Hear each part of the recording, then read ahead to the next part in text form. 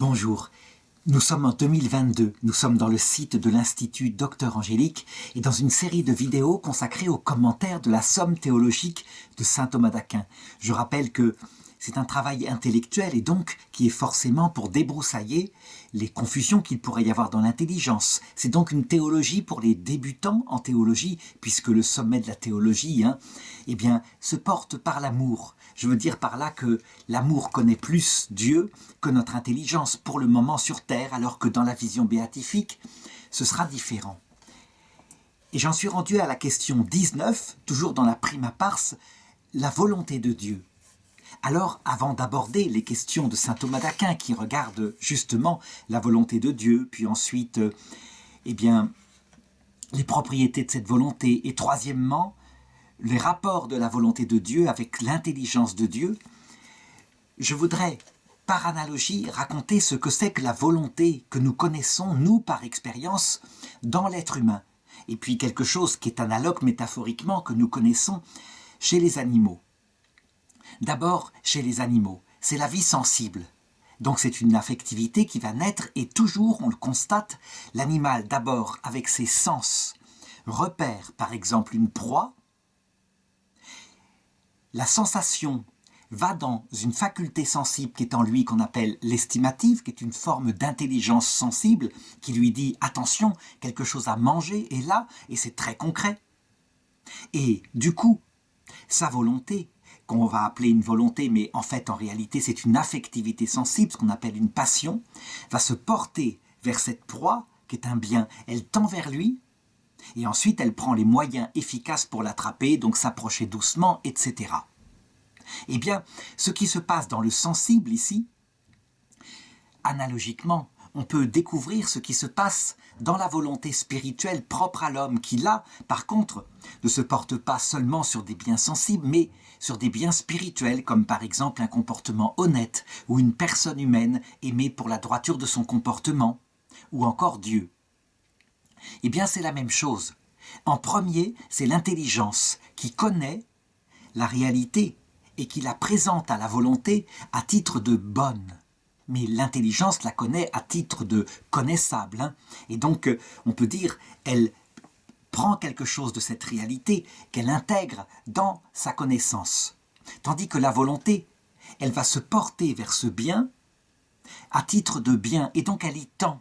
Voilà pourquoi on peut dire que dans la volonté humaine, le premier acte est un acte d'amour. Ça veut dire, quand on est attiré vers quelque chose, ça s'appelle l'amour.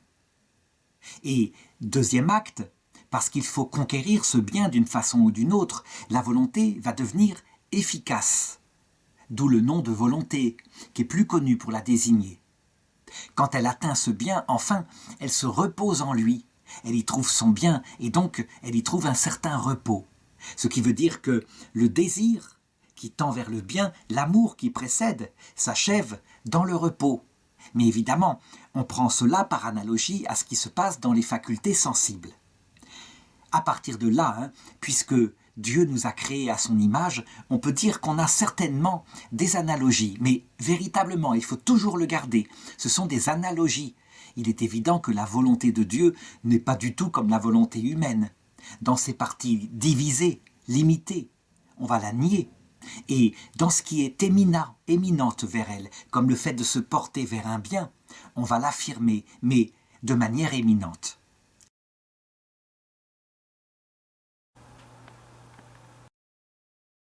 Et donc c'est ainsi que se pose l'article 1 de cette question 19.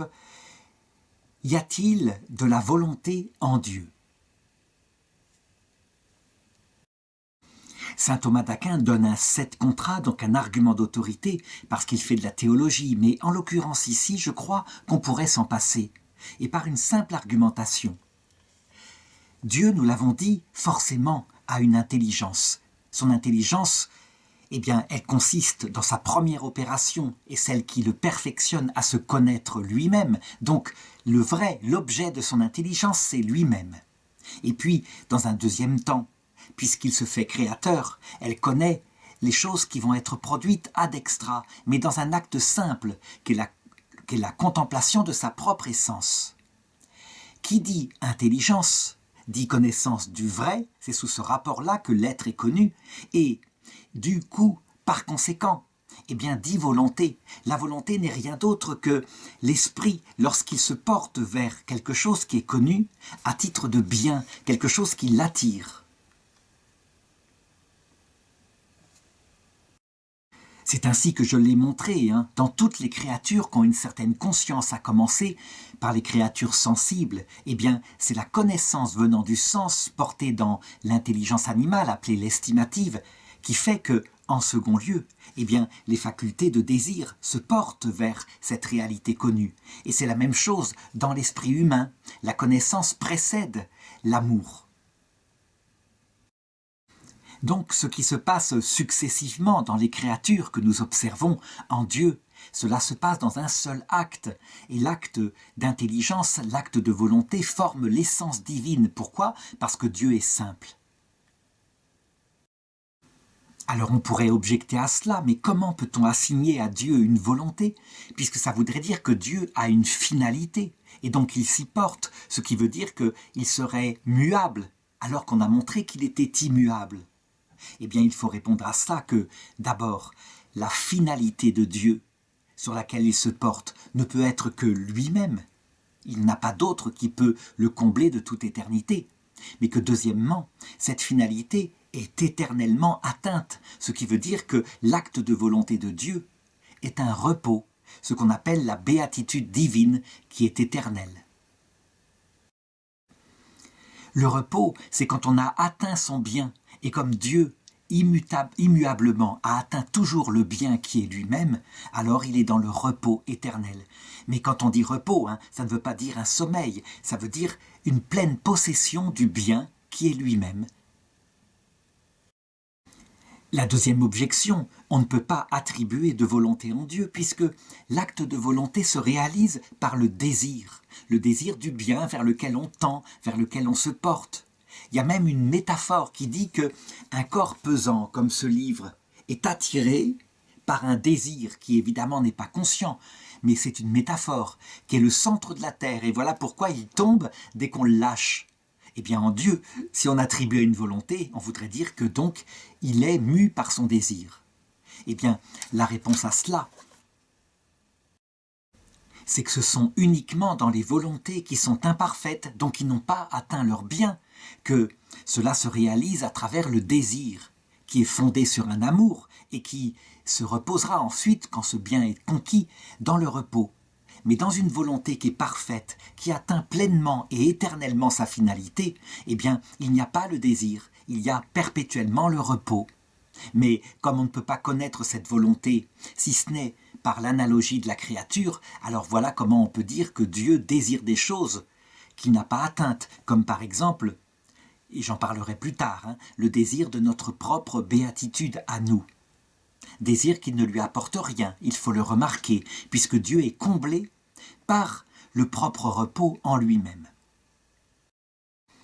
Dernière objection qui vient d'Aristote et qui, encore une fois, regarde les volontés créées et qui tendrait à dire donc la volonté de Dieu serait la même chose. C'est vrai que la volonté, telle que nous la voyons, elle est un moteur qui est mu. Un moteur en ce sens qu'elle se meut, mais ce qui la mue, c'est le bien vers lequel elle tend, qui lui est présenté par l'intelligence.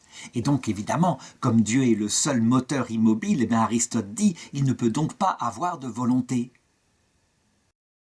Et donc, encore une fois, c'est là où il faut se méfier de l'analogie.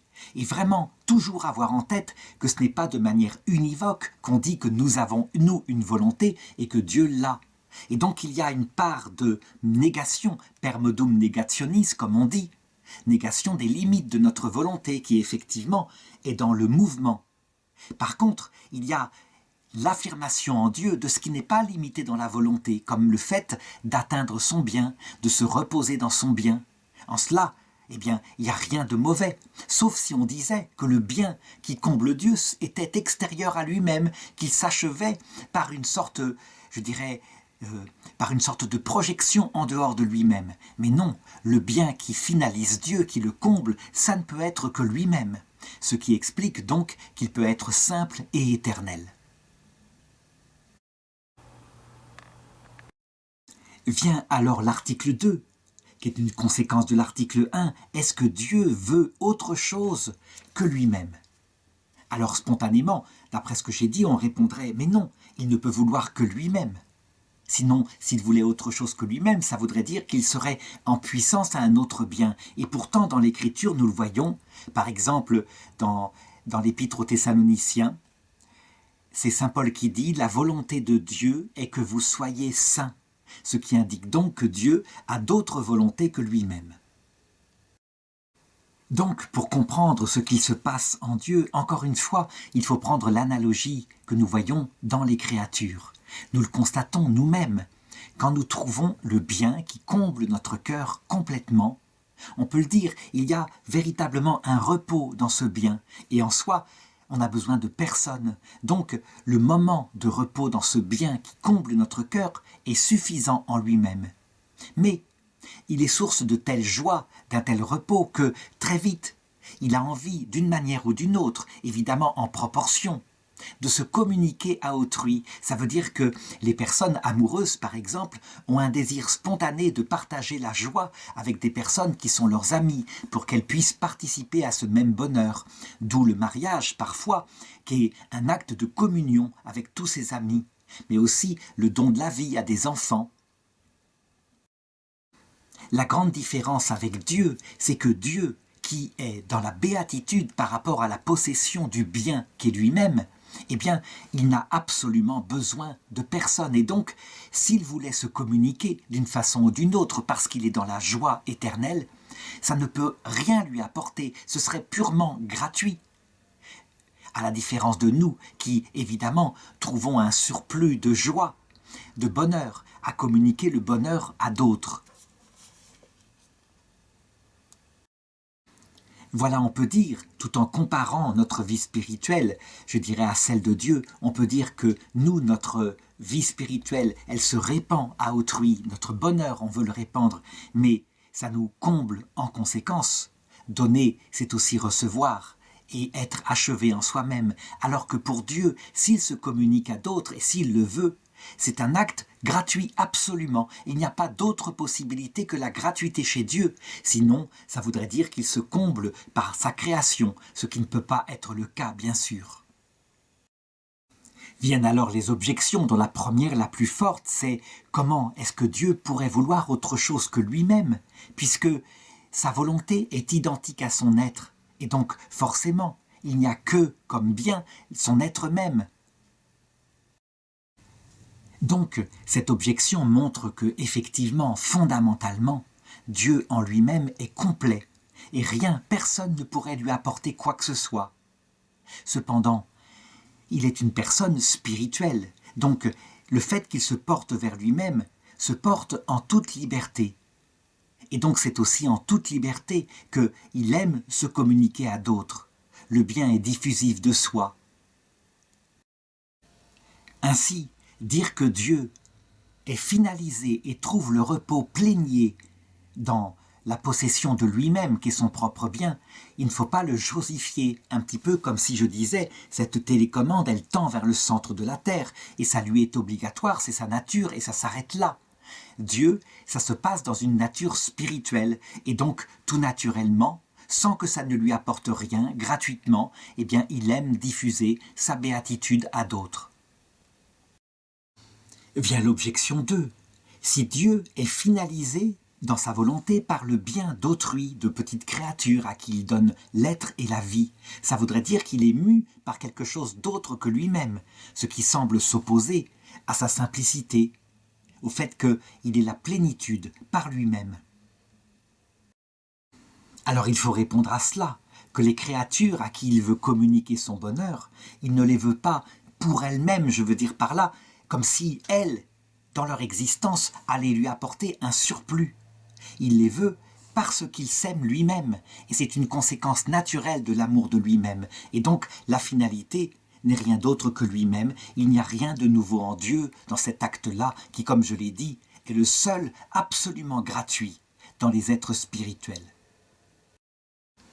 Quand je dis gratuit, je veux dire par là que Dieu n'en est pas du tout perfectionné et que s'il avait décidé de ne jamais créer, eh bien Dieu serait immuablement dans le repos éternel et la béatitude de son propre être. L'objection 3 insiste en disant « Dieu se suffit à lui-même, donc pas la peine de créer ». Et effectivement, cet argument est tout à fait valable. C'est pour ça que j'ai dit que la création ne lui apporte rien. C'est le seul acte gratuit. De même, quand il s'est fait homme, qu'il est mort sur la croix, eh bien, il n'a pas le désir obligatoire, comme si, je dirais, son équilibre à lui, eh bien, se trouvait dans notre acceptation de sa rédemption. Non, c'est un acte purement gratuit, véritablement, et il n'y a pas d'autre exemple. Enfin, dernière objection, si Dieu se porte vers plusieurs biens, donc le bien de nous, ses créatures, ça voudrait dire qu'il a en lui division, plusieurs actes différents de volonté, ce qui encore une fois s'oppose à la simplicité de Dieu. Il faut répondre à cela que, encore une fois, ces actes de volonté, nous les multiplions parce que nous ne pouvons connaître que par rapport à nous. Mais en Dieu, ceci est équivalent à l'unique acte de volonté qui le porte vers lui-même. En effet, comme la volonté suit l'intelligence et que l'intelligence connaît Dieu d'un acte simple, avec toutes les potentialités que Dieu peut faire, on peut dire qu'il se connaît, ainsi que toutes les créatures, simplement dans la simple contemplation de son essence. Eh bien, c'est la même chose pour sa volonté, qui est d'ailleurs identique à son intelligence. Donc tout cela, ce sont des manières de parler à partir de l'analogie de la créature. Vient ensuite l'article 3, qui justement va regarder la liberté dans la volonté de Dieu. Dieu veut-il nécessairement tout ce qu'il veut ?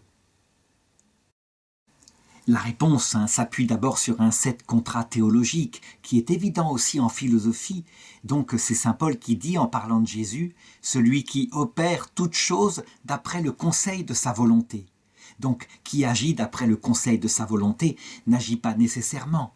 Quand on utilise un moyen qu'on choisit, on peut ne pas le choisir. Donc il y a bien, je dirais, en Dieu, une liberté par rapport à sa volonté. Alors, maintenant, il faut argumenter cela.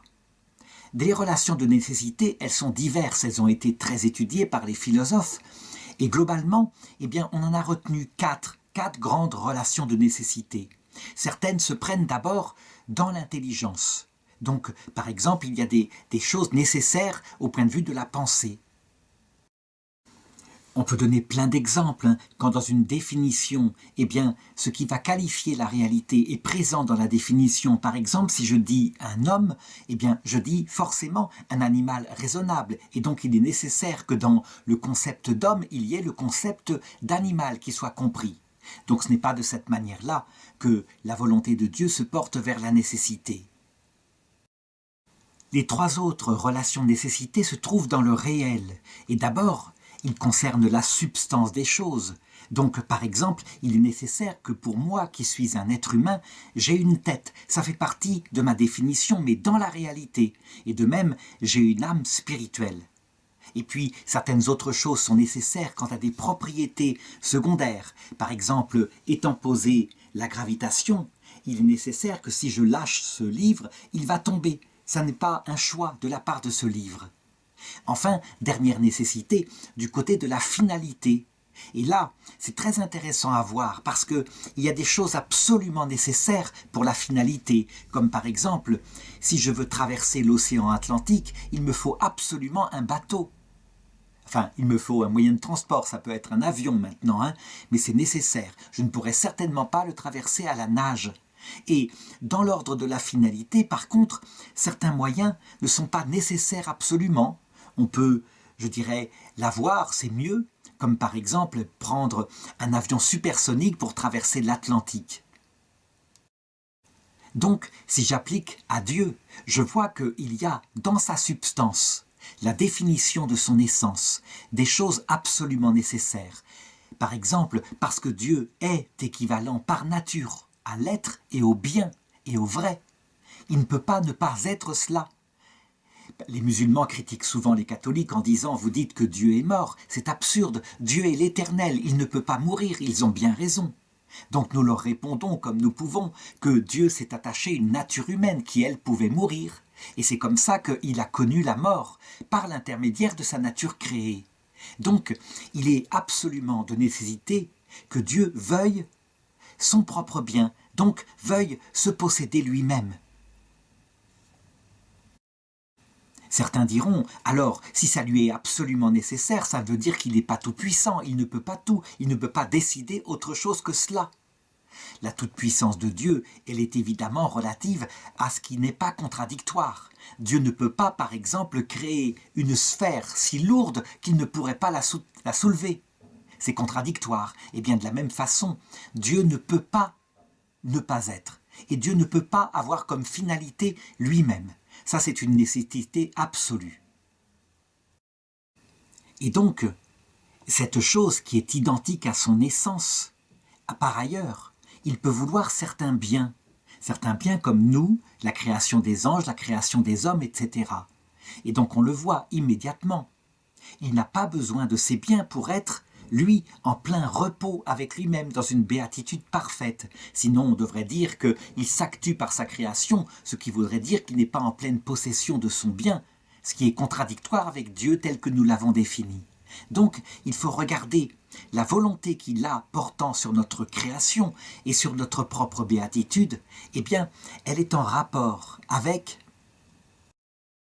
son bien divin qui est parfait, comme quelque chose qui ne peut pas le perfectionner du tout.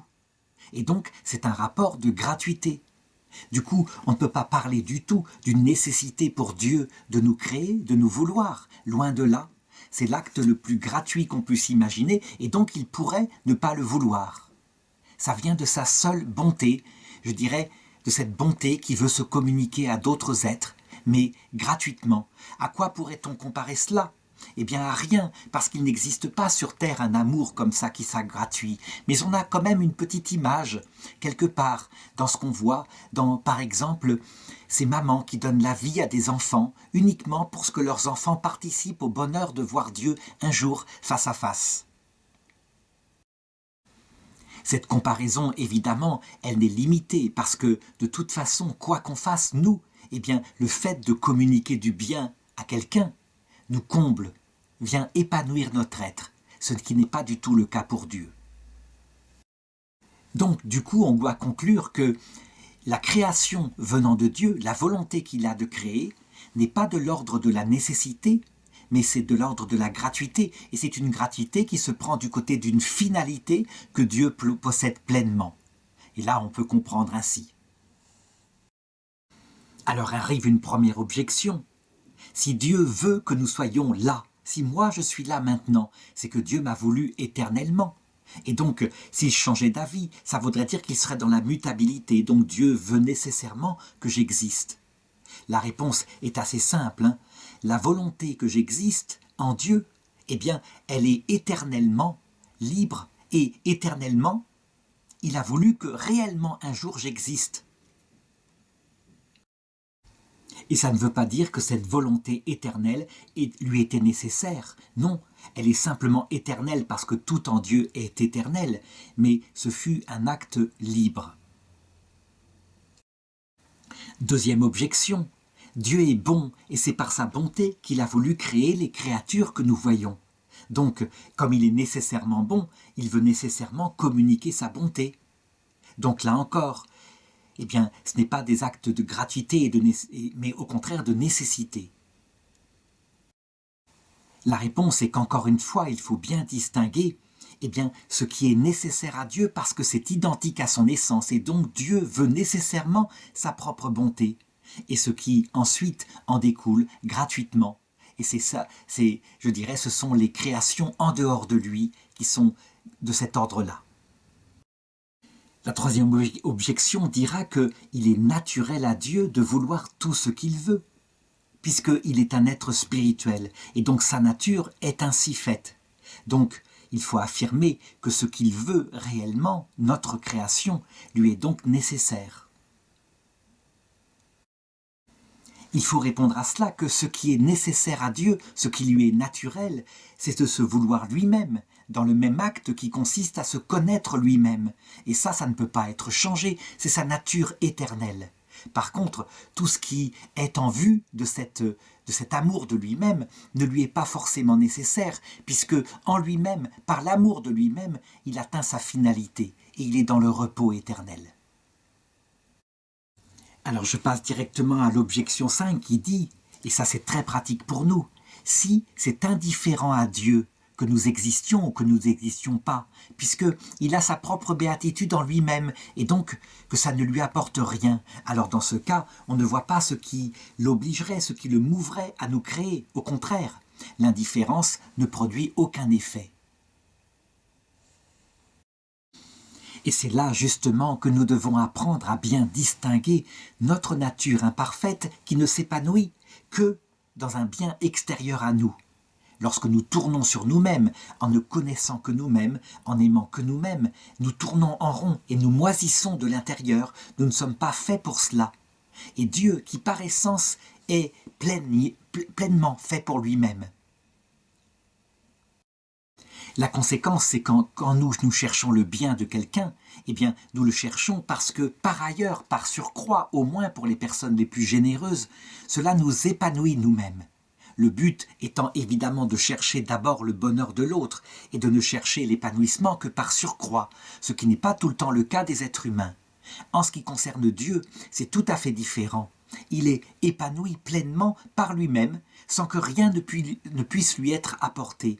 Et donc, les motifs de sa création sont simplement cet amour qu'il a en lui-même et qui cherche simplement, sans lui apporter quoi que ce soit, à se répandre, à être communiqué à d'autres créatures.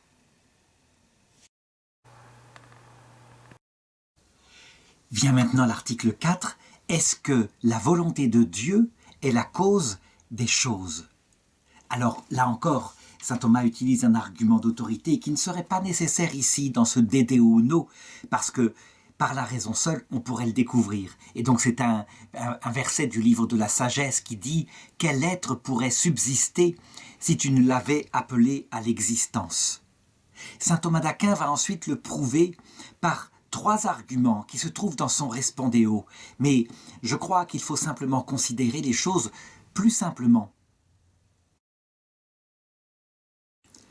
Pour démontrer que Dieu est la cause de toutes les choses que nous voyons là et qui sont créées, et non pas par nécessité de nature, mais par un acte de sa liberté suprême, eh bien, on peut se dire plusieurs choses. D'abord, on constate que les choses qui sont créées, elles sont intelligentes et elles sont elles-mêmes volontaires.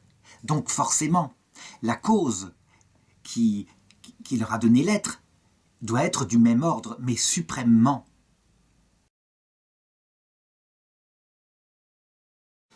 Comment un effet comme nous sommes, doté d'une certaine volonté, une volonté limitée, qui porte principalement sur nos fins limitées et sur les moyens pour l'atteindre, comment pourrait-elle avoir pour origine un être non volontaire? C'est impossible, évidemment. Tout effet doit correspondre à la cause, même si cet effet est immensément plus bas que la cause qui l'a produite. Alors, on pourrait aborder maintenant les objections, et principalement la première objection, qui prend par l'analogie métaphorique du soleil. On le voit bien, le soleil, il émet sa lumière par nécessité, et donc il éclaire tous les êtres qui sont sur la terre, parce que c'est sa nature. Eh bien, Dieu qui crée les êtres, on doit dire qu'il le fait par nature, et pas par un choix libre, mais par une nécessité de son être. La réponse, c'est que, effectivement, Dieu éclaire tous les êtres par sa lumière. Mais cela ne vient pas d'une nécessité de nature. La seule nécessité de nature, c'est qu'il soit Dieu, et Dieu tel qu'il est dans son essence éternelle. Ce n'est pas par choix, c'est comme ça qu'il est, et point. Par contre, qu'il veuille amener au salut, en respectant la liberté des créatures libres, tous les êtres, ça c'est un choix de sa volonté, qui est lié effectivement à son amour, qui n'en est pas indépendant, mais qui ne se pose pas par nécessité, comme s'il ne pouvait pas échapper à cela, mais simplement comme une conséquence de ce qu'il est, une conséquence qu'il pourrait ne pas appliquer.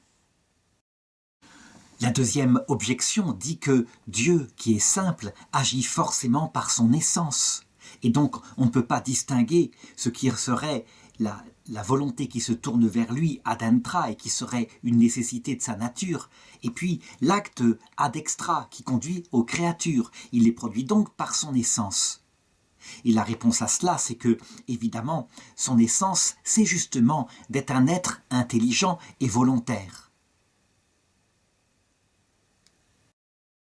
Donc, même dans la contemplation de lui-même et dans le vouloir qu'il a par rapport à lui-même, il le fait selon ce qu'il est, donc par intelligence et volonté.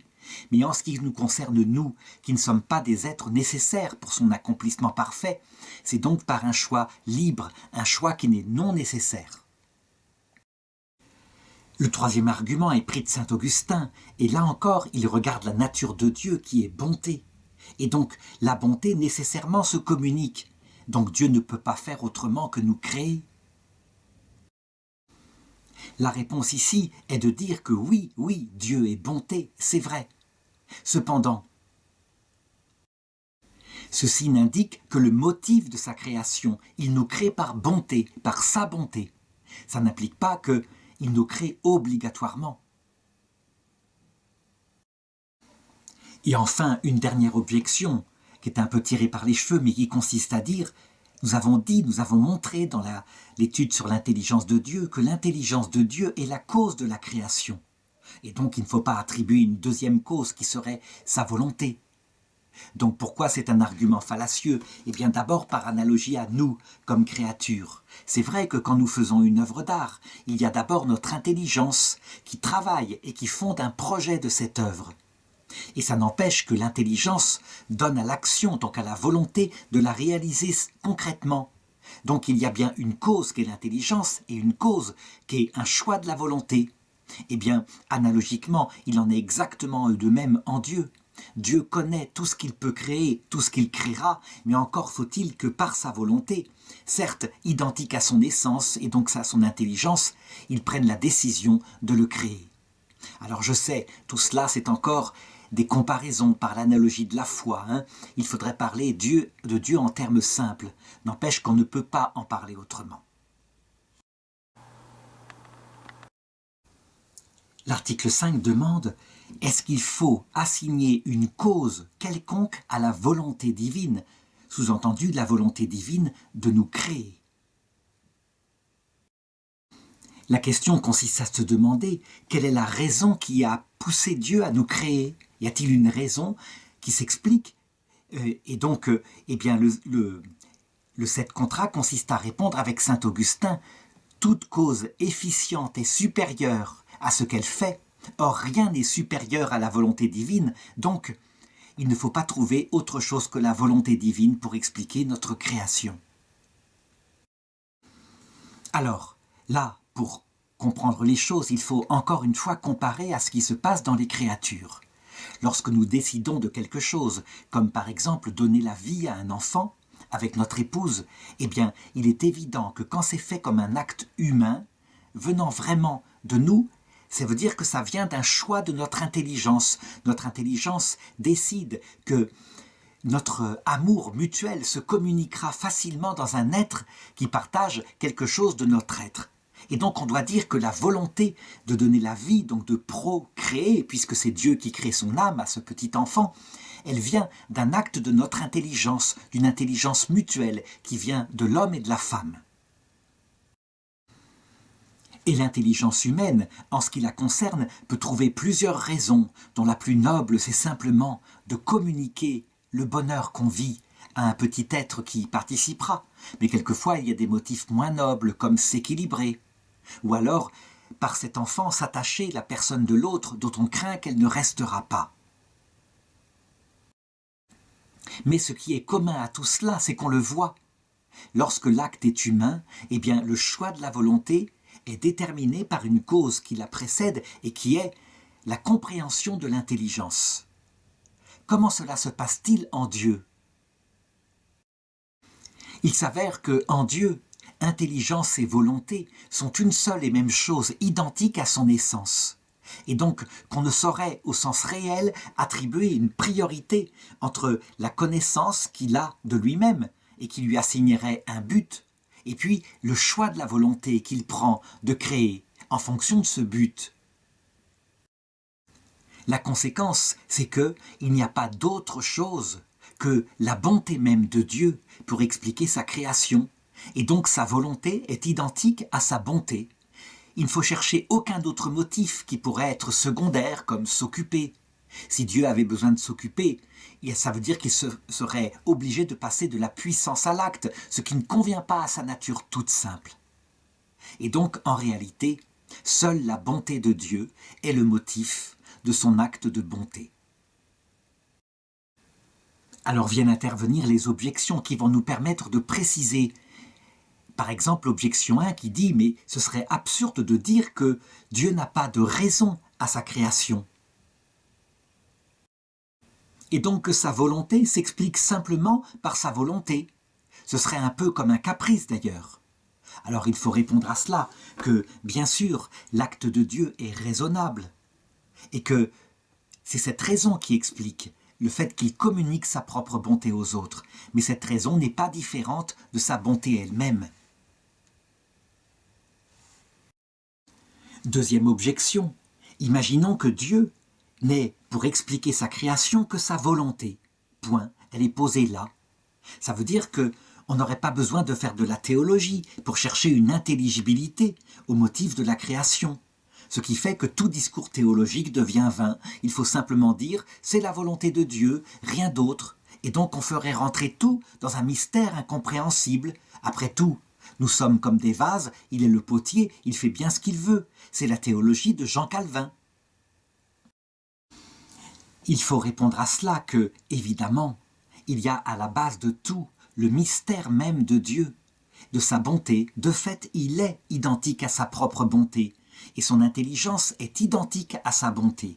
Donc, notre âme désire suprêmement voir cette cause face à face, d'où cette aspiration à la vision béatifique.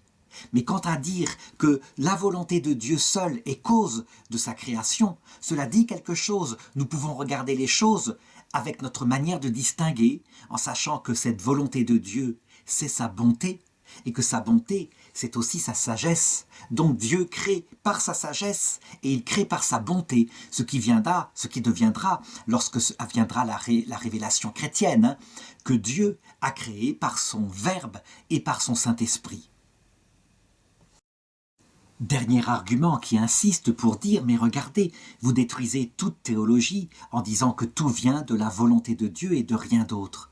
En effet, si on regarde les événements de notre vie, comme par exemple un malheur qui nous arrive, ou au contraire une joie, eh bien il n'y a qu'à répondre à chaque fois « tout vient de la volonté de Dieu » et donc il n'y a rien d'autre à chercher. Il faut répondre à cela que le fait que la cause première de tout soit la volonté de Dieu et qu'il mette tous les moyens pour faire aboutir cette volonté, donc pour nous conduire à ce à quoi il nous a assigné, un peu comme une flèche tirée par un archer qui serait Dieu et dont le but est d'atteindre la cible, qui est la vision béatifique, eh bien ça n'empêche pas qu'il y ait des causes secondes.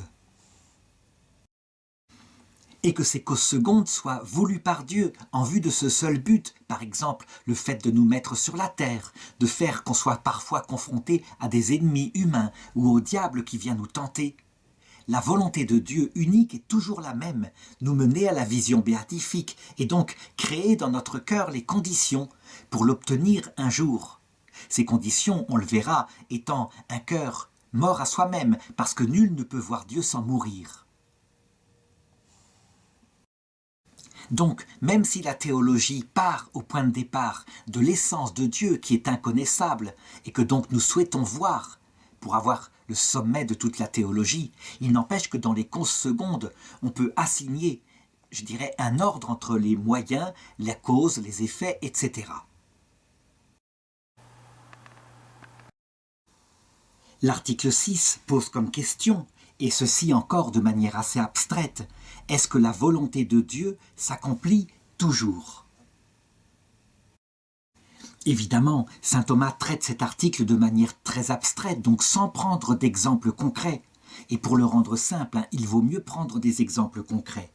En tout cas, de manière abstraite, il est évident que Dieu, c'est la cause universelle de tout et de l'univers, ce qui ne l'empêche pas, on vient de le voir, d'assigner dans le monde qu'il a créé des causes secondaires. Par exemple, ma main peut bouger cet objet, et ce n'est pas directement la volonté de Dieu qui fait bouger cet objet. Donc il y a une cause seconde qui est ici. En ce qui concerne l'effet universel qu'est l'apparition de l'univers, il est évident que tout dépend de la volonté seule de Dieu et qu'il a donc tout ordonné dans ce monde qui est parfait en vue de la finalité qu'il s'assignait, à savoir mener les créatures spirituelles à leur finalité ultime, la vision béatifique. Et donc tout est ordonné à cela, ce qui ne veut pas dire que tel effet particulier, dû à une cause particulière, ne pourrait pas échapper à cette volonté première de Dieu. D'abord, il y a le fait qu'il a créé, dans sa volonté ultime, des personnes qui doivent librement, avec une certaine liberté, je dirais, fondée sur sa grâce, se diriger vers cette finalité ultime. Donc, si sa volonté est de créer des personnes libres, forcément, c'est aussi dans sa volonté que des personnes libres puissent refuser cette finalité. Et Dieu ne le veut pas d'une volonté première, mais pourtant, il le permettra. C'est ce qu'on appelle le blasphème contre l'Esprit Saint. Donc, par rapport à ce qui pourrait être considéré comme un échec particulier, une personne n'atteint pas sa finalité volontairement. Eh bien, en réalité, la volonté de Dieu fondamentale s'est faite, à savoir que cette personne est une personne, et que Dieu l'a voulu comme cela à cause de sa propre bonté.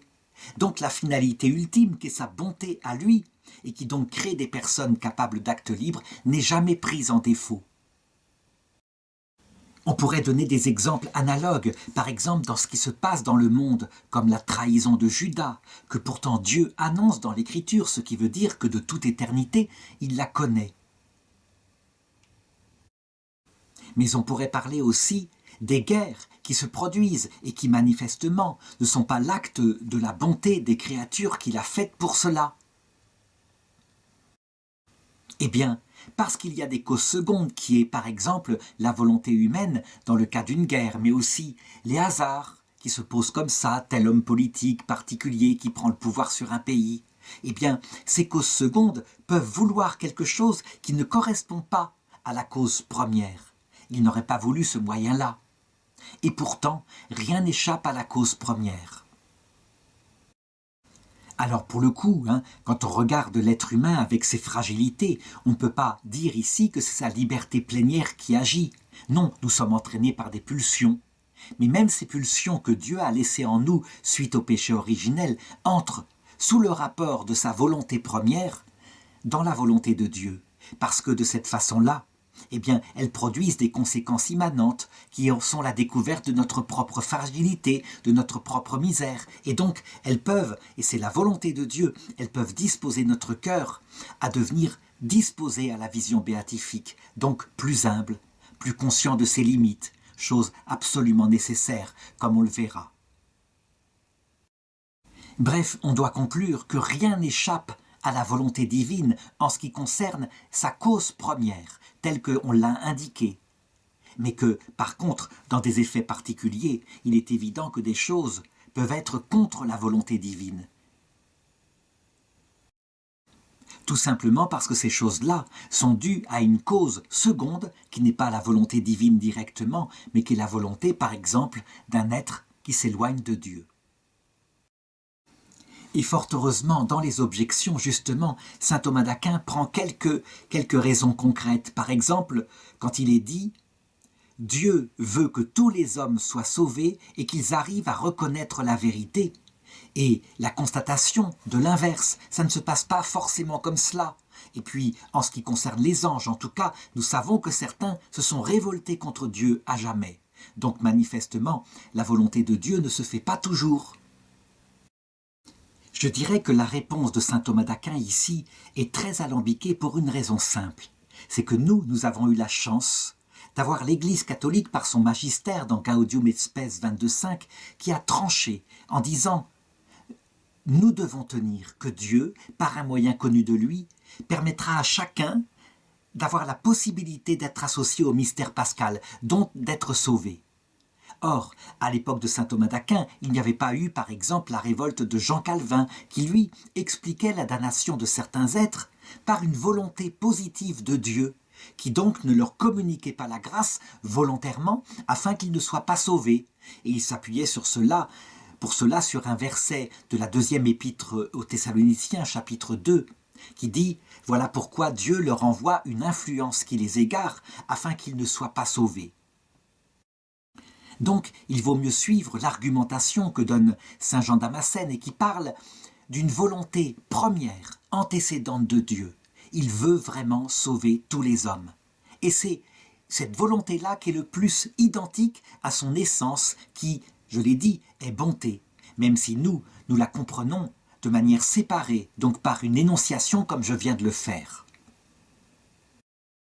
Donc, il faut dire avec saint Jean Damascène que la volonté antécédente éternelle de Dieu, c'est notre salut, et que ensuite, lorsqu'il l'applique dans notre création, par ce qu'on appellerait la pastorale de Dieu, donc une volonté conséquente, mais incarnée dans notre monde, c'est son action concrète. Il prend tous les moyens pour nous sauver, et on peut dire que le monde entier a été créé pour cela, sauf un. Il y a un seul moyen qu'il ne prendra jamais, à savoir détruire la liberté de celui qui le refuse, je dirais en l'effaçant, en la changeant, je dirais en la supprimant. Non, quand il y a une personne qui à un moment donné atteint la pleine lucidité, donc l'âge adulte dans la foi, et puis la pleine maîtrise d'elle-même, donc elle est libérée des pulsions que Dieu a mises pour le moment dans notre être, afin de nous préparer au salut. Si cette personne-là, vraiment, méprise ce salut et n'en veut pas, alors Dieu, qui est fidèle à sa propre bonté, respectera la volonté de sa créature qu'il a créée, véritablement personne. Et là, il faut ajouter qu'il y a distinction réelle entre la volonté antécédente de Dieu, qui est effectivement identique à son essence, et puis les grâces créées qui passent à travers toute la vie, qui peuvent être dans les préparations, ou même dans les grâces véritablement salvifiques qu'il donne par le Christ. L'essentiel, c'est que ceci, ce sont des grâces créées, et donc elles sont diverses, multiples, adaptées à notre chemin, dans notre dimension qu'est le temps. La deuxième objection est subtile puisqu'elle dit, on doit l'admettre, tout ce qui est, tout ce qui sera, tout ce qui ne sera jamais, tout cela est éternellement dans l'intelligence de Dieu. Il n'y a pas d'exception, sinon ça voudrait dire que Dieu peut apprendre quelque chose qu'il ne connaît pas. Il ne serait donc pas acte pur. Et donc ça doit être exactement la même chose pour ce qu'il veut. Tout ce qu'il veut forcément se réalise, sinon c'est qu'il ne le veut pas. Et ça, c'est la doctrine justement qu'utilise Jean Calvin pour dire « si quelqu'un se damne, c'est que Dieu a voulu qu'il se damne, rien ne saurait échapper à sa volonté ». Eh bien saint Thomas répond en disant « attention, ça fonctionne tout à fait différemment dans l'intelligence de Dieu qui porte en lui-même la connaissance des choses, et puis sa volonté qui implique une action sur des choses qui parfois sont à l'extérieur de lui-même, comme les créatures à qui il a donné l'être. Donc, parce que Dieu est suffisamment puissant pour créer des êtres qui ont leurs opérations propres, avec en particulier pour nous la liberté, eh bien Dieu veut, d'une volonté antécédente et absolue, qu'un être libre puisse refuser la finalité qu'il lui propose. Alors enfin, la troisième objection, eh bien, elle reprend ce que j'ai dit dans l'article, à savoir que la volonté de Dieu, en Dieu, elle s'accomplit toujours, mais les causes secondes qu'il met dans les créatures, elles, et qui ont leur propre autonomie, peuvent quelquefois faire leur volonté propre, et donc ça prouve que la volonté de Dieu ne s'accomplit pas toujours. Alors il faut répondre encore à cela, en pensant bien que la volonté première de Dieu, qui consiste à créer des êtres tels qu'ils le sont, de cette façon-là, avec une causalité propre agissant entre elles. Cette volonté-là s'accomplit toujours, puisque justement, c'est la volonté de Dieu qu'il y ait des causes secondes. Rien ne peut échapper donc à Dieu, qui est, par sa volonté, le créateur du monde tel que nous le voyons. Si nous établissons que cette volonté première de Dieu consiste à donner l'être gratuitement à des créatures spirituelles, en particulier anges et hommes, afin qu'elles puissent s'unir à lui librement, une fois portées par la grâce, alors dans ce cas-là, on doit le dire, rien jamais ne s'opposera à la volonté de Dieu, pas même l'existence de l'enfer, où sont ceux qui ont refusé ce salut, puisque cette existence et cet enfer montrent que ce n'est pas pour rien qu'on dit que Dieu a créé de vraies personnes libres, je l'ai dit très souvent. L'article 7, et je terminerai cette vidéo par là, j'en prendrai une autre pour la suite, consiste à se demander, est-ce que la volonté de Dieu est sujette au changement? Alors la réponse immédiate qui vient à la raison philosophique, c'est que Dieu étant immuable, sa volonté ne peut pas être sujette au changement. Et maintenant, il faut être plus subtil, il faut argumenter pour bien distinguer, toujours pareil, la volonté éternelle ad intra de Dieu, dans sa vie, qui est Dieu lui-même, et qui, elle, est immuable. Elle est absolument immuable en tout, et tout ce qu'il crée, c'est qu'il sait qu'il le créera, et ce qu'il ne crée pas, c'est qu'il sait qu'il ne le créera pas. Sa volonté ne change en aucunement, de même que sa connaissance. Mais il faut considérer maintenant que l'action de Dieu a abouti à des réalités qui sont ad extra, ça veut dire en dehors de lui-même, qui sont autres que lui-même, et qu'il exerce sur ces choses-là une providence, ce qui veut dire que lui, l'Éternel, par une action créée, descend dans le temps de ces personnes-là.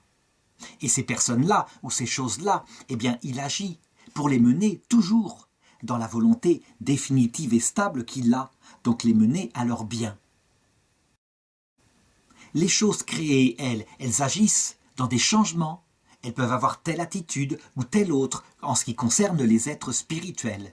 Et donc, si Dieu agit et s'incarne là dans son action comme un éducateur, eh bien il peut très bien changer de mode d'éducation en fonction de ce dont a besoin la créature dans sa dimension. Exactement comme un père qui, par exemple, si son enfant est capricieux et buté, peut très bien appliquer des sanctions.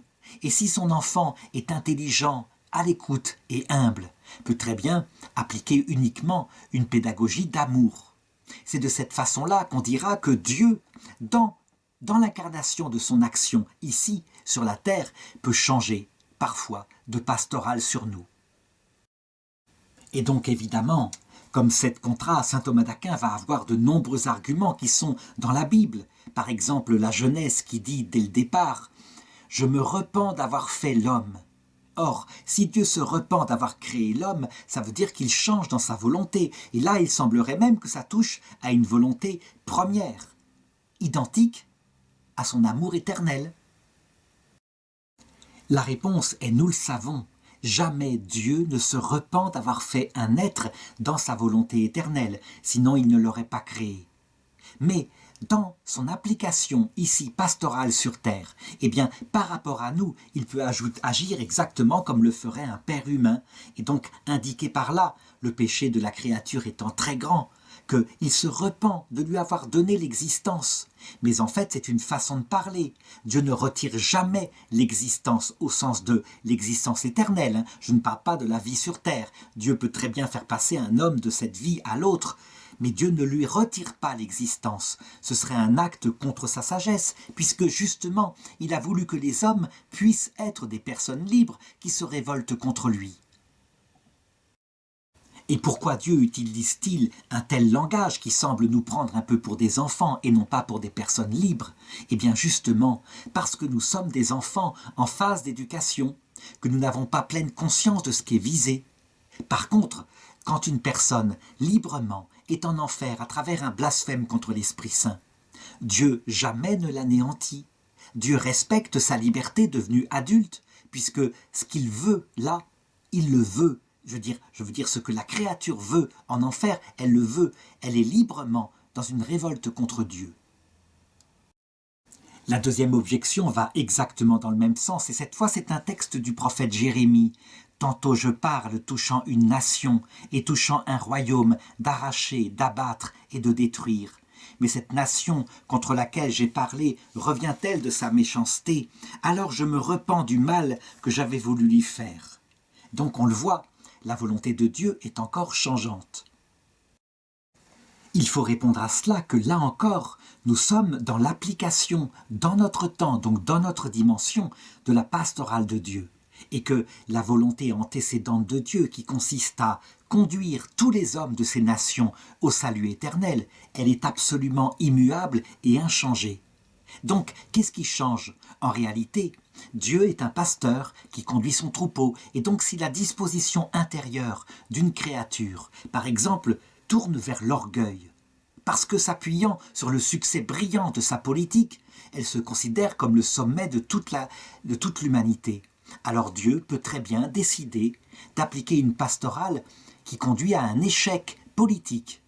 Mais le but est évidemment de produire de l'humilité, du repentir, et donc, ultimement, la raison de son action n'est absolument pas changée, c'est toujours la même. Au contraire, s'il constate qu'une nation ou une religion, comme l'Église catholique, est très humble, très modeste, le cherche de tout son cœur, alors il peut décider d'appliquer des joies spirituelles, un succès, une croissance, qui, et ça c'est fatal, produira au bout d'un certain temps de nouveau de l'orgueil. Et c'est ainsi que la pastorale de Dieu est changeante, un peu comme cyclique, en fonction de notre sainteté ou de notre absence de sainteté. Parfois, la raison profonde va plus loin. Ce n'est pas simplement pour cela. Il peut arriver que l'Église soit profondément sainte et humble sur la terre dans un moment comme cela, et que pourtant elle soit frappée. Et dans ce cas-là, c'est que Dieu va réaliser dans le cœur de ceux qui sont frappés le sommet des qualités qui sont nécessaires pour voir Dieu face à face. Donc on le voit là encore, même si les actions de Dieu sur terre sont mystérieuses, c'est parce que nous ne connaissons pas la raison première inchangeable de sa pastorale, rendre tous les hommes disposés à la vision béatifique et donc créer en eux un cœur tout humble et un cœur aimant. L'objection 3 est encore plus forte et on peut dire qu'elle nous vient de l'islam.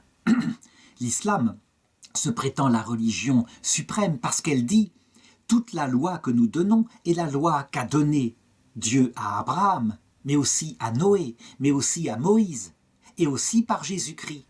Et ce sont les hommes qui ont changé la loi, mais nous donnons la loi parce que Dieu ne change pas, et donc la loi est toujours la même. » Or, nous, chrétiens, nous constatons que, au contraire, lorsque la loi de Moïse a été donnée aux hommes, ensuite, lorsque Dieu s'est fait homme, il a aboli son application. Il ne demandait plus aux hommes de la suivre, par exemple d'être circoncis. Ça prouve bien que Dieu a véritablement des changements dans sa volonté. Il faut répondre à cela, que, encore une fois, Dieu ne change pas dans sa volonté première. Mais compte tenu de l'histoire de l'humanité qui se passe dans un devenir, dans le temps, avec en plus une acculturation, ça veut dire que nous retenons les leçons que nous avons apprises de nos ancêtres, et donc que l'humanité est dans un état différent au moment de Jean-Baptiste qu'au moment de Moïse. Moïse, c'est l'âge du bronze, donc un âge encore empreint de barbarie. Il y a eu toute une maturation par les prophètes à l'époque de Jean-Baptiste. En fonction de ça, Dieu peut changer la loi qu'il applique aux hommes et faire passer l'homme d'une loi barbare, capable de créer en lui un cœur effrayé par la propre barbarie de ce monde, à une loi qui lui plaît davantage, une loi d'abord d'humilité, puis la loi suprême par Jésus-Christ, qui est la loi où nous savons exactement le but de tout cela, et nous en vivons lucidement, en collaboration avec Dieu, donc une loi de liberté. La dernière objection consiste à dire, nous l'avons montré, Dieu ne veut pas par nécessité. Il choisit librement de faire ce qu'il veut. La seule chose qui est nécessaire, c'est ce qui est lié à son essence éternelle. Donc il veut être Dieu, évidemment, et il l'est. Mais concernant nous, tout se fait, je dirais, par mode de gratuité. Il n'était pas obligé de nous créer. De même, dans la pastorale qui nous applique, eh bien, ça se fait prudentiellement, et donc il pourrait ne pas vouloir que tel être meure à tel moment, mais qu'il meure plus tard. Ce qui veut dire que s'il le veut, c'est donc qu'il change dans sa volonté. Il peut d'ailleurs se repentir de cette volonté et en prendre une autre. Quand je dis que la pastorale de Dieu s'incarne dans notre temps, elle en prend donc toutes les conditions, mais c'est une pastorale créée qui ne change en rien l'essence divine, simplement qui prouve que Dieu est capable d'agir dans notre temps, à la manière de notre temps. Et donc, il agit comme un bon père, sachant qu'il n'y a pas de décision qui ne soit absolument efficace. Il y a des décisions prudentielles. Par exemple, le malheur qui frappe une personne peut provoquer en elle effectivement une découverte de sa fragilité, mais aussi elle peut provoquer un durcissement, de l'orgueil, et cette personne ne cède pas. Donc, la mesure entre les épreuves et les joies, c'est un acte prudentiel que souvent d'ailleurs Dieu applique en laissant les anges et les saints le décider pour lui. Il ne fait pas ceci par paresse, bien sûr, mais à cause du principe de subsidiarité, donc encore une fois, à cause de sa bonté, qui fait que des créatures, alors qu'il pourrait tout faire, participent à son acte de rédemption sur nous, coopèrent avec lui. Voilà, je m'arrête là pour cette vidéo, sachant qu'elle est assez longue, et donc je reprendrai la fin de cette question-là, les articles qui restent à traiter, qui sont au nombre de 5, dans la prochaine vidéo.